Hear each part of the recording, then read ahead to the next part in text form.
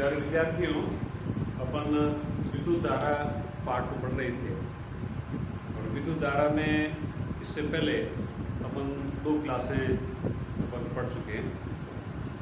तो कौन कौन सी पढ़ी, क्या पढ़ी है, उस पर वापस हल्का सा रिवीजन देख लें।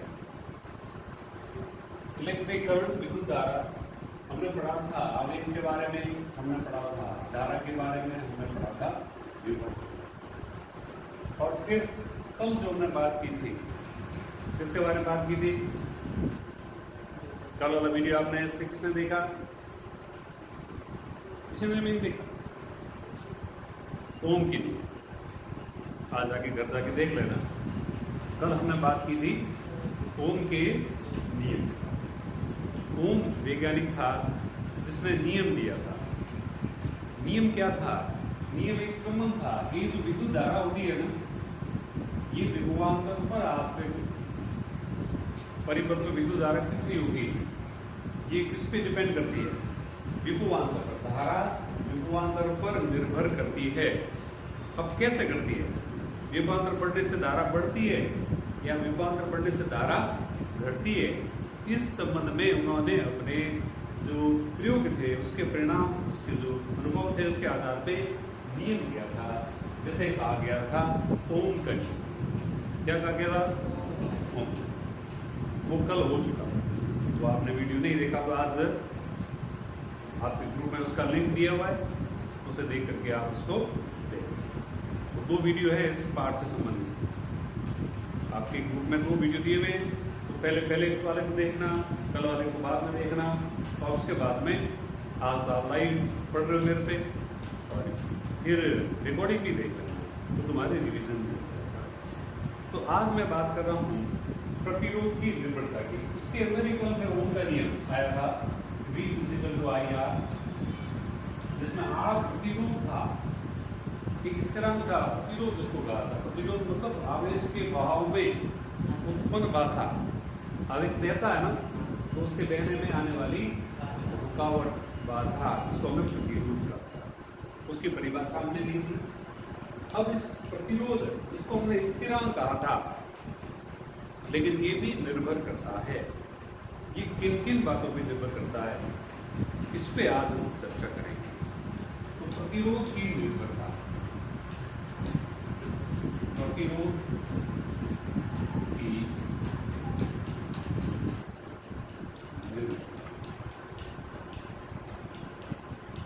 डिपेंडेंस ऑफ रेजिस्टेंस, प्रतिरोध किन किन बातों पर निर्भर करता है, ये हमको पढ़ना।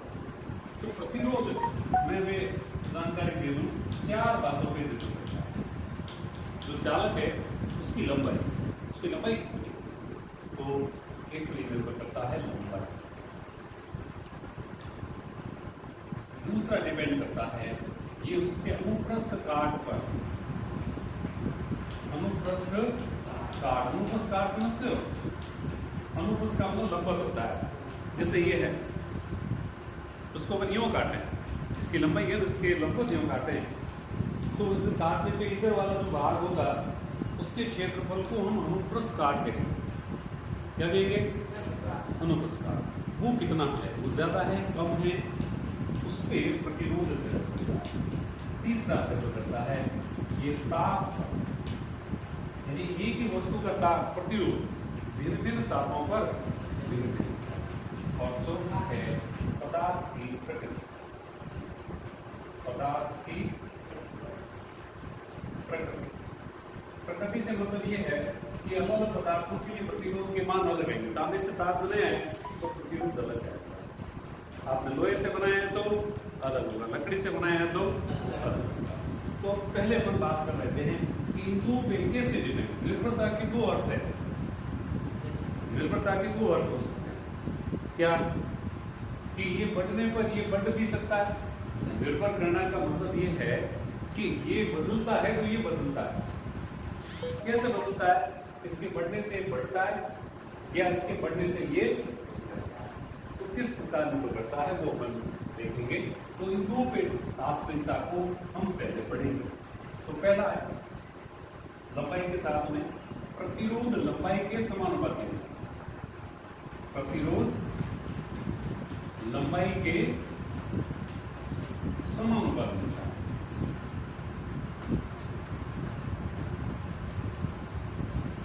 अब समानुपाती का मतलब क्या है कि लंबाई बढ़ेगी तो प्रतिरोध भी बढ़ेगा।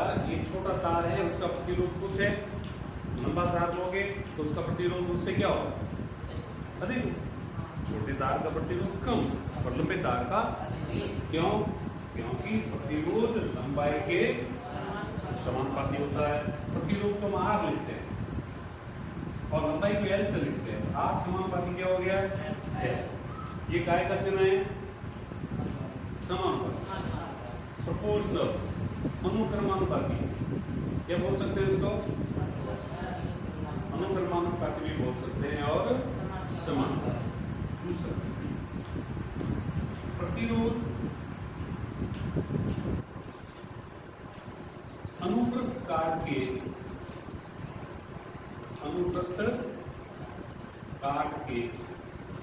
क्षेत्रफल, अनुप्रस्थ काट के क्षेत्रफल के व्युत्क्रमानुपाती। क्या होगा भाई? व्युत्क्रमानुपाती। व्युत्क्रमानुपाती का मतलब होता है कि ये बढ़ेगा तो ये घटेगा। अनुप्रस्थ काट जितना मोटा होगा क्षेत्रफल भी उतना ही अधिक होगा। अधिक क्षेत्रफल होगा तो प्रतिरोध क्या होगा, कम। आर ऐसे लिखो। अब इसका मतलब क्या समझा कि हमारे पास में दो तार है ना, या ये जैसे धातु के बने हुए, एक ये है ना, इनकी लंबाई माना कि बराबर है, कितना मोटा और एक पतला है। ये तार ये जैसे इनकी लंबाई इतना टुकड़ा ले लिया, एक ये टुकड़ा है और एक ये टुकड़ा है। यस हैं? अच्छा, ओ कोई बात नहीं, ये फिर भी रिकॉर्डिंग होगी। हाँ, क्या कहेंगे कि यदि ये तार है, एक तो इतना लंबा तार ले लिया और एक इतना इस तरह का मोटा है, दोनों की लंबाई समान है, दोनों की लंबाई, तो बताओ दोनों में से किसका प्रतिरोध अधिक होगा? तार का। जो पतला होगा ना उसका प्रतिरोध अधिक होगा, जो मोटा होगा उसका प्रतिरोध कम। यानी जैसे जैसे मोटाई बढ़ेगी प्रतिरोध घटेगा। यानी हमें किसी का प्रतिरोध कम लेना चाहते हैं तो हमें तार कैसा लाना चाहिए, पतला या मोटा? हाँ, मोटा, है ना। देखो आप जो कनेक्शन तार देख रहे हो आप, ये तार कहाँ, एक खंभे से दूसरे खंभे तार देख रहे हैं आप, वो तार क्या पतले हैं? मोटे। किस लिए मोटे हैं? क्योंकि हम चाहते हैं कि प्रतिरोध क्या हो उनका, कम हो, इसलिए वो मोटे लेने पड़ रहे हैं। ठीक है, चलो। तो अनुप्रस्थ काट के क्या है, ये अनुप्रस्थ काट के क्या है, व्युत्क्रमानुपाती को लिखा मैंने 1/a। क्या लिखा? 1/a। आगे जानो, आर इस पे भी आश्रित है और इस पे भी आश्रित है, इसलिए हम एक साथ भी लिख सकते हैं इनको एक साथ लिखें ना, तो आप लिखोगे आर समानुपाती L/A। क्या लिखेंगे? L/A। और या आर इजिकल, कल भी बात की थी मैंने, कल का आपने वीडियो देखा नहीं है, जिन देखा उन्होंने उनको जानकारी होगी कि ये जो चिन्ह है ना समानुपाती का चिन्ह, ये किस में बदल गया? समानुपाती की जगह क्या आ गया? बराबर। जब भी समानुपाती की जगह बराबर का चिन्ह आता है तो एक स्थिरांक आता है। हमेशा समानुपाती का चिन्ह जब भी किस में बदलता है? बराबर में, तो वहाँ क्या आता है? स्थिरांक आता है। यहाँ स्थिरांक आ गया माना कि के। स्थिरांक को आप के, कहीं कहीं रो भी लिखते हैं, लेकिन अपनी किताब में के है तो मैं के ही ले रहा हूँ। तो यहाँ के क्या है? स्थिरांक। किस बात का स्थिरांक? समानुपाती का स्थिरांक। के क्या है बोलो? समानुपाती का स्थिरांक। ठीक है, अब आप के सामने ये चीज़ आ गई। अब ये जो समानुपाती का इस तरह के ना कि इसका अपना नाम है, इसको कहते हैं प्रतिरोधकता। के को क्या बोलते हैं? प्रतिरोधकता। इसका एक और नाम है विशिष्ट प्रतिरोध। क्या है? विशिष्ट प्रतिरोध, है ना। प्रतिरोधकता अंग्रेजी में कहते हैं रजिस्टिविटी। और तुम्हारी किताब में गलत लिखा हुआ है, रेजिस्टेंस लिख दिया है। रेजिस्टेंस का मतलब प्रतिरोध। दो शब्द है देखो तुम्हारे सामने, एक है प्रतिरोध मतलब आर, और प्रतिरोधकता मतलब के, दोनों अलग चीज़ है। तो रेजिस्टेंस को तो अंग्रेजी में, प्रतिरोध को अंग्रेजी में कहते हैं रेजिस्टेंस, और प्रतिरोधकता को कहते हैं रजिस्टिविटी। और इसके लिए तुम्हारे गलती से लिख दिया गया, प्रतिरोधकता को लिख दिया रेजिस्टेंस, तो तुम सुधार कर लेना। अब ये जो है ना, ये पदार्थ का गुण है। ये किसका गुण है? पदार्थ का गुण है। मतलब अलग अलग पदार्थों के लिए इसके मान अलग होते हैं। लकड़ी के लिए अलग होता है, लोहे के लिए अलग होता है, तांबे के लिए। भिन्न भिन्न पदार्थों की रेजिस्टिविटी मतलब प्रतिरोधकता। पर्यायवाची में लिखा नहीं यहाँ पे, विशिष्ट प्रतिरोध। ये भिन्न भिन्न पदार्थों के लिए विशिष्ट प्रतिरोध, प्रतिरोधकता, रेजिस्टिविटी के मान अलग अलग होते हैं। तो ये पदार्थ का गुण है, जो पदार्थ की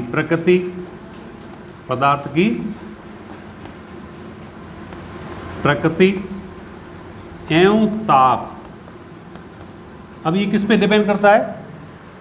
उसके ताप पे, पदार्थ की प्रकृति एवं ताप पर निर्भर करता है। ठीक है, अब आगे बात करता हूँ मैं। इसको मैं परिभाषित करना चाहता हूँ। के की हमें परिभाषा लेनी है। परिभाषा लेना है ना, तो आप तरीका सीख लो कि सूत्र के का बनाओ। ये सूत्र आर का है। ये संबंध किसका है? किसके साथ में? एल के साथ। किसके साथ? ए के साथ। किसके साथ? के के साथ। अब आपको के का चाहिए ना, तो मैं यहाँ वापस लिखता हूँ, आर बराबर के एल अपॉन ए। अब साधारण गणित आपको आनी चाहिए। के चाहिए ना हमें, तो इसका वज्र गुणा होगा, आर गुणा ए, और एल यहाँ आएगा नीचे, तो दाईं ओर क्या बच गया? के। तो के बराबर बना आर गुणा ए बटे एल। अर्थात हमें लंबाई मालूम हो, अनुप्रस्थ काट मालूम हो और प्रतिरोध मालूम हो, तो हम उस पदार्थ की प्रतिरोधकता की गणना कर सकते हैं। न्यूमेरिकल कर सकते हो।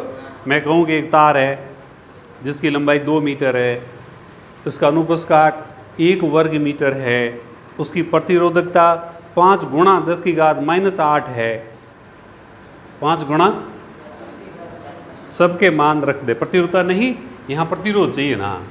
प्रतिरोध माना कि उसका 5 ओम है, तो मान रख करके हम क्या कर सकते हैं?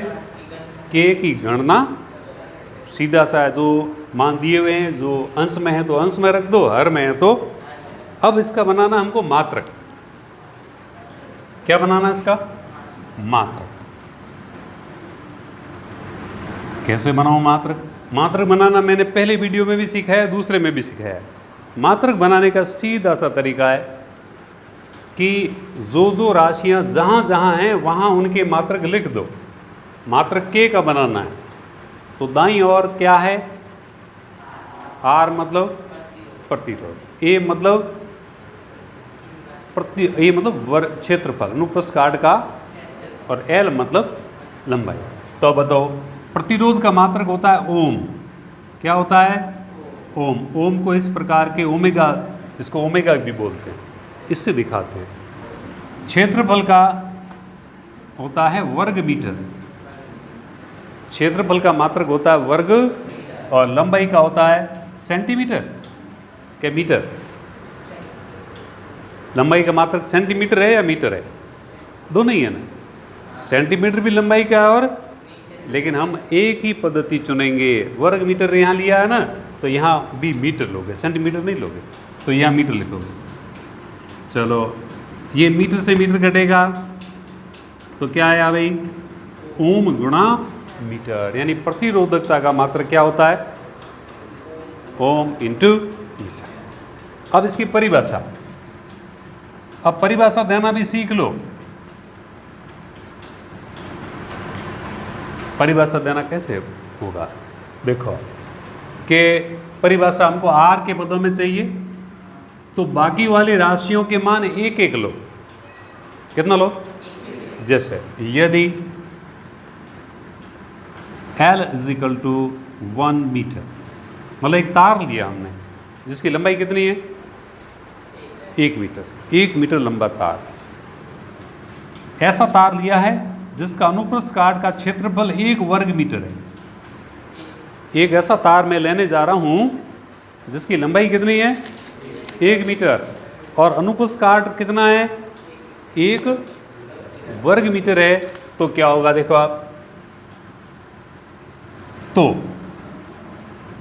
के बराबर क्या बनेगा, देखो आप, आर की जगह आर का आर तो पड़ा है, एल का मान क्या लिखूं, ए के, और ए का मान भी क्या लिखूं, 1, के बराबर क्या आएगा, आर।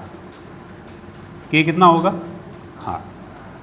परिभाषा कैसे बोली जाएगी, जैसे लिखी वैसे बोलनी है। 1 मीटर लंबे और 1 वर्ग मीटर अनुप्रस्थ काट के तार का प्रतिरोध ही उसका प्रतिरोधकता या विशिष्ट प्रतिरोध, या अंग्रेजी में रेजिस्टिविटी होती है। तो परिभाषा आप लिख सकते हैं, बोलो शब्दों में, मैं लिख देता हूं आपके लिए। क्या, 1 मीटर लंबे व 1 वर्ग मीटर क्या, अनुप्रस्थ काट के तार का प्रतिरोध ही उसका विशिष्ट प्रतिरोध या प्रतिरोधकता आप कहना चाहते हो, ही उसकी प्रतिरोधकता होती है, प्रतिरोधकता होती है। अब आप यहाँ से दोबारा विचार करिए, क्या आपको एक तार लेना है, उसका प्रतिरोध हम चाहते हैं कम हो, प्रतिरोध क्या हो, कम। तार कितना लेना है, 10 मीटर, तो तार तो 10 मीटर लेना पड़ेगा। मेरे को इसमें फिटिंग करनी है और इसमें तार की आवश्यकता कितनी, 10 मीटर की, तो 10 मीटर की जगह 10 मीटर लेना ही पड़ेगा ना, 5 मीटर से काम तो होगा नहीं ना। तो क्या हुआ भाई, आपके पास में ये लंबाई निश्चित होगी, 10 ही लेनी पड़ेगी। मैं चाहता हूँ कि प्रतिरोध कम हो, तार में जो काम में लेने जा रहा हूँ उसका प्रतिरोध क्या हो, तो आप क्या दिमाग कहाँ लगाओ, क्या करोगे, तार क्या लोगे, मोटे लोगे, ए ज़्यादा रखोगे। अच्छा, और क्या करोगे, किसका बनाओगे, ऐसे पदार्थ का बनाओगे। हमें तार ऐसे पदार्थ का बनाना चाहिए जिसका के क्या हो, के ज़्यादा हो या कम, के कम होना चाहिए।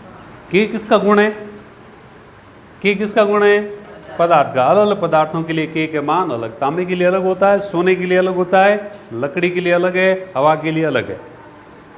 तो हम क्या करेंगे, आप किसका बनाएंगे तार, जितने भी पदार्थ हैं उन पदार्थों में से हम उस पदार्थ को चुनेंगे जिसके लिए के का मान कम हो, कम के वाले पदार्थ का चुनाव करेंगे।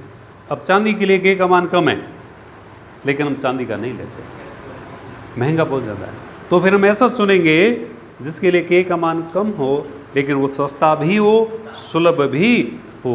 तांबा है और सस्ता चीज़ है एल्यूमिनियम।